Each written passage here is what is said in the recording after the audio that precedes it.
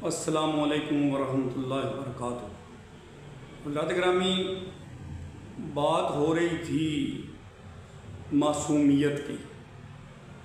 تو معصومیت جو ہے یہ کس کا شیوا ہے، یہ کس کی فطرت ہے؟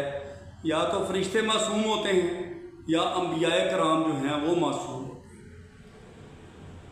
لیکن ہمارے ہاں الحمدللہ فرشتہ صفت لوگ ایسے ہیں جن کا ہم ریفرنس دے سکتے ہیں کہ یہ بھی معصوم ہے۔ تو ہمارا ایک کریکٹر ایسا ہے، ہمارے 3 بھائی تھے، ہمارے دادا لوگ جو تھے، ان کا ایک بھائی سب سے بڑا جو تھا اس کا نام تھا اللہ دتا۔ تو یہ 1947 سے پہلے جلندھر ضلع میں مقیم تھے، باجڑا پنڈ تھا ان کا۔ تو یہ جناب چونکہ بہت ماشاءاللہ اچھی باڈی تھی، چکلا چوڑا بندہ تھا، سینہ بھی بڑا زبردست اور بہت ہی قد والا بندہ۔ تو اس کو انگریزوں نے پولیس میں رکھ لیا، حالانکہ پڑھا ہوا نہیں تھا، ہڑ چلاتا تھا، لیکن وہ انگریز لوگ جاتے تھے سروے کرنے کے لیے، دیکھتے تھے جو اچھا صحت مند بندہ ہوتا تھا اس کو یا فوج میں رکھتے تھے اور بھیج دیتے تھے برما کے بارڈر پہ، تو یا پھر ان کو پولیس میں رکھتے تھے۔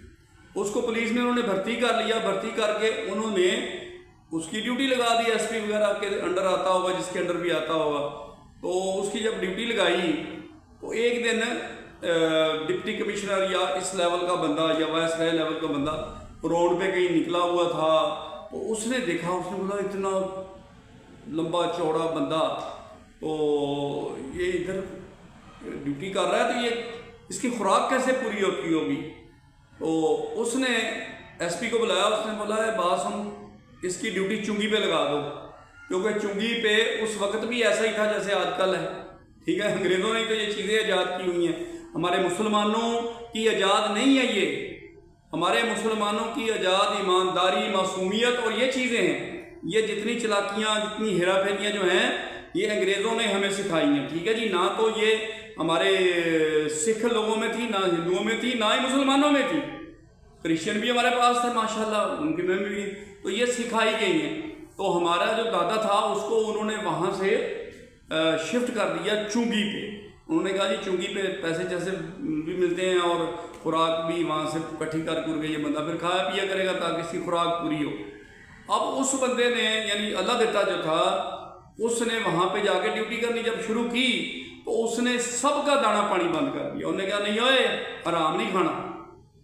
اچھا، انہوں نے کہا یہ کیا ہماری سی مصیبت ہے؟ بہرحال کچھ عرصہ گزرا تو وہ انگریز جو تھا دوبارہ راؤنڈ پہ آیا، اس نے کہا چلو یار اللہ دتا کا تو پتہ کریں۔ جب اللہ دتا کا پتہ کیا تو وہ سارے لوگ اس کی شکایتیں لگانے پر لگ گئے، جتنے بھی سینئر حضرات تھے اور اس کے انچارجز۔ انہوں نے کہا سر آپ نے ہمارے ساتھ تو ظلم کیا، اس کو تو آپ نے اس لیے یہاں پہ رکھا تھا کہ یہ کھایا پیا کرے گا اور یہ صحت اس کی درست رہے گی، لیکن یہ تو نہ ہمیں کھانے دیتا نہ خود کھاتا ہے۔ اس نے کہا او اللہ بیٹا کام یار یہ کیا کہتا؟ اس نے بولا یہ صحیح کہتا۔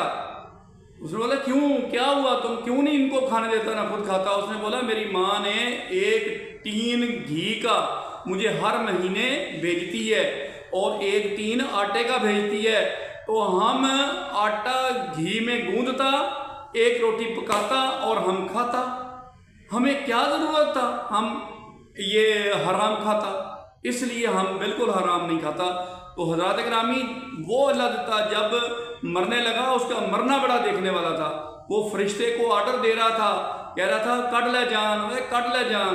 اب سب عورتیں خواتین گاؤں میں پتہ نہیں جب بندہ کو مر رہا ہوتا ہے تو رواج ہے کہ سب لوگ اس کی منجی کے ارد گرد اکٹھے ہو جاتے ہیں، تو دیکھ رہے تھے وہ ان کے ساتھ باتیں کر رہا تھا، کہتا ہے چھیتی کر، کٹ لے جان، کٹ بھی لے ہوں۔ تو یہ ہے جناب معصومیت، اور اس کا پھر ریوارڈ یہ ہے، یہ ریوارڈ ہے کہ اس کو اللہ تعالیٰ کی ذات نے اتنا آسانی میں رکھا کہ مرتے وقت بھی فرشتے کو بھی اسرائیل کو حکم دے رہا ہے چھیتی کر، کٹ بھی لے ہوں، ٹھیک ہے؟